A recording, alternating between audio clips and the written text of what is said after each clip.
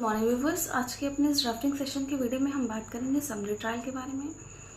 तो ये क्या होता है और किस मजिस्ट्रेट के द्वारा किया जाएगा और वो कौन से कोर्ट हैं जो किसी ट्रायल को समरी वे में डिस्पोज कर सकते हैं और कौन से अपराध हैं जो समरी वे में आएंगे। आज हम इन सब पर चर्चा करेंगे। तो जैसा कि हमें मालूम है कि ट्रायल डिफरेंट टाइप्स के होते हैं। Trial before summon trial, warrant trial, trial before a court of session. उसी तरह से कि समरी ट्रायल है। समरी ट्रायल के मामले में ये CRPC में 260 से 265 में दिया गया था और BNSS में 283 से शुरुआत है और 288 में दिया गया है। तो समरी ट्रायल में CJM चीफ जुडिशियल मजिस्ट्रेट या फिर मजिस्ट्रेट ऑफ फर्स्ट क्लास ही जो है एम्पावर्ड हैं इसको करने के लिए। और वो मामले जिसमें जैसे कोई चोरी का मामला है और उसके जो सामान चोरी है उसकी वैल्यूएशन 20,000 से कम है, तो वो सभी मामले जो है आप समरी ट्रायल के मामले से डिस्पोज करवा सकते हैं। इसका फ़ायदा आपको ये मिलेगा कि कोई भी मजिस्ट्रेट या कोर्ट समरी ट्रायल के मामले में एक्यूज को 3 महीने से ज़्यादा सज़ा नहीं दे सकती। तो जो छोटे मामलों के लिए बनाया गया है इसका प्रोसीजर जल्दी कंप्लीट होता है। तो जैसे कि सेक्शन 283 के सब सेक्शन 1 के पैरा आई फर्स्ट में ये दिया गया है कि कौन से मामले होंगे। तो 303 और 305 यानी कि चोरी का मामला या फिर घर में किसी चोरी का मामला जिसकी वैल्यूएशन जो है 20,000 से ज़्यादा ना है, उन मामलों में आप इसे अप्लाई कर लेंगे। या चोरी का माल रिसीव करने वाले मामले में जैसे 411 लगता था और अब 303 और 317 सब क्लॉज 2 लगता है BNSS में।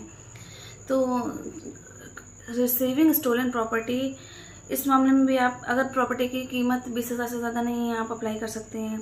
या फिर किसी को असिस्ट करना या फिर कंसील करना स्टोलन प्रॉपर्टी को, ऐसे मामले में भी आप लगा सकते हैं जो कि 317(5) से कवर्ड है। उसके बाद आप ये कर सकते हैं कि 331 सबसेक्शन 2 और 3 में भी आप समरी ट्रायल करवा सकते हैं जो लर्किंग हाउस ट्रेसपास से संबंधित है। उसके बाद है आप इसमें 352 के सबसेक्शन 2 और 3 में भी समरी ट्रायल से मामला डिस्पोज करवा सकते हैं जो intent to provoke breach of peace और क्रिमिनल इंटिमिडेशन से संबंधित है। या फिर थेफ्ट और कंसीलमेंट, ये ऊपर जितने भी ऑफेंस हमने बताए हैं इन सभी के अटेम्प्ट और अबेटमेंट के लिए भी आप समरी ट्रायल के लिए एप्लीकेशन दे सकते हैं। तो एक आप सिंपल एप्लीकेशन ड्राफ्ट करेंगे इसमें कोर्ट को और बोलेंगे कि ये जो केस है हमारा ये समरी ट्रायल के दर्जे में आता है, दायरे में आता है और जो एक्यूज़ है वो लंबी प्रोसीडिंग करने के एबल नहीं, या वो गरीब है या वो कहीं और का बाहर का रहने वाला है, वो इतने लंबा केस नहीं चला सकता। और क्योंकि उसका मामला इस ट्रायल से कवर होने वाला है तो कोर्ट से वो प्रेयर करेगा कि आप से ये अनुरोध है कि हमारा मामला समरी वे में डिसमिस करें, तो इसमें समरी वे में चलाएं। तो इस जब एप्लीकेशन पे कोर्ट कॉग्निजेंस लेगी और जो है कंप्लेनेंट को इशू करेगी एप्लीकेशन, उसके अतिरिक्त एविडेंस भी रिकॉर्ड करे जाएंगे जैसे अन्य मामलों में करे जाते हैं। और उसके बाद आप एक जजमेंट आ जाएगा और आपका केस जो है समरी वे में डिस्पोज हो जाएगा।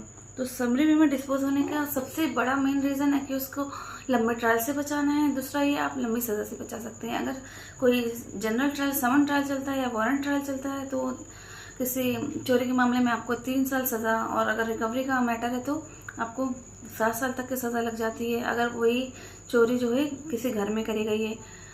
तो लेकिन अगर आप अपने केस को जिसके वैल्यूएशन 20,000 से ज़्यादा नहीं है आप समरी ट्रायल में कन्वर्ट करवा लेंगे तो कोर्ट आपको 3 महीने से ज़्यादा सज़ा नहीं दे पाएगी अगर एक्यूज़ कन्विक्ट हो रहा है तो ये एक बहुत बड़ा बेनिफिट है एक्यूज़ के लिए। और किसी गरीब एक्यूज़ के लिए या फिर जो